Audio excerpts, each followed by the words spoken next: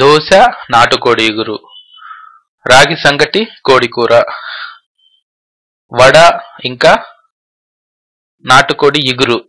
ఇవన్నీ అద్భుతమైన కాంబినేషన్లు. ఈరోజు మనం ఫుడ్ రెసిపీ వరల్డ్లో నాటుకోడి పులుసు ఎలా తయారు చేయాలో చూద్దాం. దీనికోసం ముందుగా నాటుకోడిని తీసుకొని దాన్ని మీడియం సైజ్ ముక్కలుగా కట్ చేసుకుని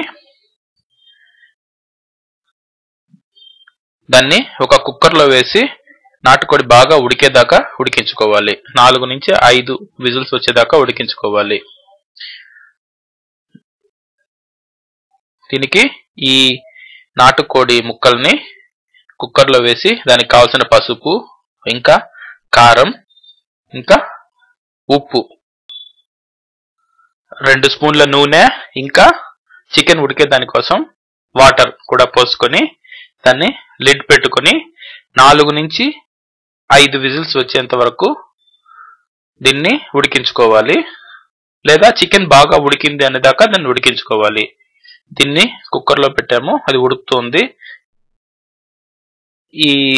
ఈ సమయంలో మనం దానికోసం గరం మసాలా తయారు చేసుకుందాం.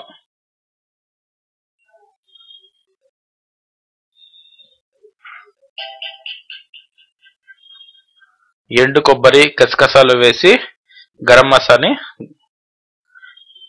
ఎలా తయారు చేయాలో ఇప్పుడు చూద్దాం. ఒక డ్రై పాన్ లో మీడియం హీట్ మీద ఎండు కొబ్బరి ముక్కల్ని, సన్నగా కట్ చేసుకున్న ఎండు కొబ్బరి ముక్కల్ని బాగా వేయించుకోవాలి. వేగిన ఎండు కొబ్బరి ముక్కల్ని ఒక జార్లో తీసుకొని ఉంచుకుందాం. తర్వాత సన్నని సెగ మీద గసగసాలు వేసుకొని అవి కూడా కొద్దిగా వేగేదాకా వేయించుకొని దాన్ని కూడా మిక్సీ జార్లో తీసుకుందాం. ఆ తర్వాత మిగిలిన మసాలా దినుసులు కూడా వేయించుకుందాం.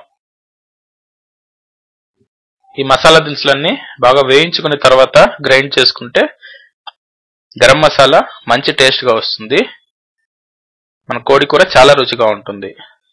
దీనికోసం పట్ట, లవంగాలు, ధనియాలు, యాలకలు, మరాఠీ మొగ్గ వేసుకొని అవన్నీ సన్నని సెగ మీద వేగిన తర్వాత మరాఠీ మొగ్గను విడిగా తీసుకుంచుకోవాలి, దాన్ని గ్రైండ్ చేయకూడదు. తర్వాత మిగతా మసాలా దినుసులన్నీ మిక్సీలో వేసి గ్రైండ్ చేసుకొని కొద్దిగా నీరు పోసుకొని గ్రైండ్ చేసుకొని ఆ ముద్దని తీసుకొని పక్కన ఉంచుకుందాం.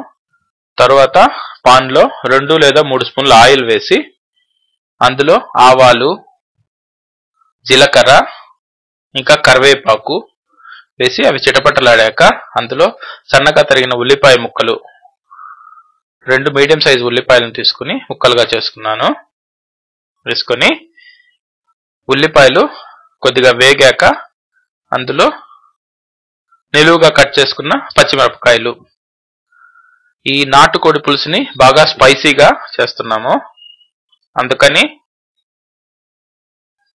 గరం మసాలాలో మిరియాలు వేసాము, ఇంకా పచ్చిమిరపకాయ ముక్కలు వేసాము, ఇంకా కారం కూడా వేస్తాం. ఇప్పుడు టమోటా ముక్కల్ని కూడా ఇందులో వేసుకొని ఆనియన్స్ ఇంకా టమోటా బాగా మగ్గాక అల్లం వెల్లుల్లి పేస్ట్, 2 నుంచి 3 స్పూన్ల అల్లం వెల్లుల్లి పేస్ట్, ఇంకా మనం ముద్దగా చేసి పెట్టుకున్న గరం మసాలా, గసాలు, ఎండు కొబ్బరి ఇంకా మిగతా మసాలా దినుసులు వేసుకున్న గరం మసాలా ముద్దను కూడా వేసి సన్నని సెగ మీద ఈ మసాలా ఇంకా ఆనియన్ టమోటాలని బాగా వేయించుకొని తర్వాత కుక్కర్ లిడ్ తీసి ఈ ఉడికిన చికెన్లో ఈ మనం రెడీ చేసుకున్న మసాలా పేస్ట్ని కూడా వేసుకొని కావాలనుకుంటే ఇంకొద్దిగా నీరు యాడ్ చేసుకోవాలి.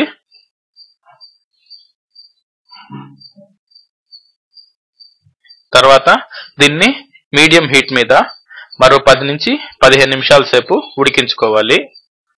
దించుకోవడానికి ముందుగా ఇందులో కొత్తిమీర, సన్నగా తరిగిన కొత్తిమీర వేసుకొని మరో 2 నిమిషాల సేపు ఉడకనిచ్చి ఈ నాటుకోడి పులుసు గారెలతో లేదా దోశతో లేదా రాగి సంగటితో సర్వ్ చేసుకోవడమే.